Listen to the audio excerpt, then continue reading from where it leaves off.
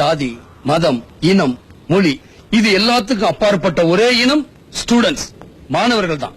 மாணவ சக்தியை வச்சு எந்த நாட்டோட தலையெழுத்தையும் மாத்திடலாங்கிறதுக்கு உதாரணம் தான் நீங்க. ஒவ்வொரு மாணவனும் நெருப்பு மாதிரி. நெருப்புக்கு மட்டும்தான் கூட சேர்ற எல்லாத்தையும் நெருப்பா மாத்திர சக்தி இருக்கு. அந்த நெருப்பெல்லாம் ஒண்ணு சேர்ந்தா இந்தியாவே தீப்பிழம்பா மாறும்.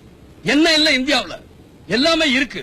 ஒரு இந்தியா 72 சிங்கப்பூருக்கு சமம். ஒரு இந்தியா 15 இங்கிலாந்துக்கு சமம். ஒரு இந்தியா 4 பாகிஸ்தானுக்கு சமம். ஒரு இந்தியா மனித சக்தியில 3 அமெரிக்காவுக்கு சமம்.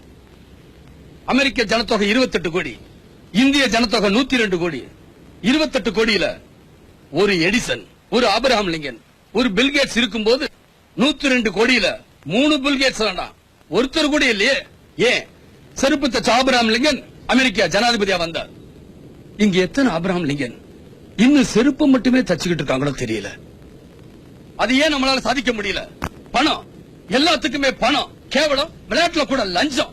ஒவ்வொரு நாட்டுக்காரனும் ஒலிம்பிக்ல எத்தனை தங்க பதக்கம், எத்தனை வெள்ளி பதக்கம் கணக்கு போட்டுக்கிட்டு இருப்பான். ஆனா இந்தியாவுல மட்டும்தான் பதக்கப்பட்டியல இந்தியா பேராவது வராதான்னு ஏக்கத்தோட பாத்துக்கிட்டு இருப்போமே.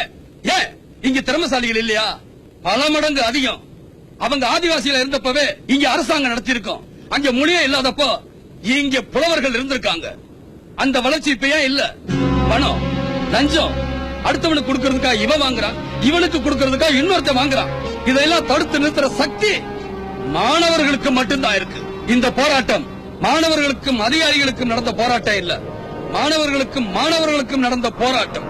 ஒரு அரசியல்வாதியோ ஒரு தீவிரவாதியோ மாணவனா இருந்திருக்கணும்னு அவசியம் இல்ல. ஆனா ஒரு அதிகாரி நிச்சயமா மாணவனா இருந்தே ஆகணும். அவர்கள் நேற்றைய மாணவர்கள், நீங்கள் நாளைய அதிகாரிகள். இங்க இருக்கிற நீங்க தான் நாளைக்கு தாசில்தார், கலெக்டர், எஸ்பி எல்லாமே. உங்க சமுதாயம் எப்படி இருக்கணும்னு நீங்க முடிவு பண்ணுங்க. என் மரணத்துக்கு பின்னால பஸ் எரிக்கிறதோ கடை எரிக்கிறதோ இருக்கக்கூடாது. அப்புறம் அரசியல் கட்சிக்கும் மாணவ சக்திக்கும் வித்தியாசம் இல்லாம போயிடும். எனக்காக ஒரு தீக்குச்சி கூட எரியக்கூடாது. எரியிற நெருப்பு உங்க மனசுக்குள்ள மட்டும்தான் இருக்கணும். ஜெய் ஹிந்த்.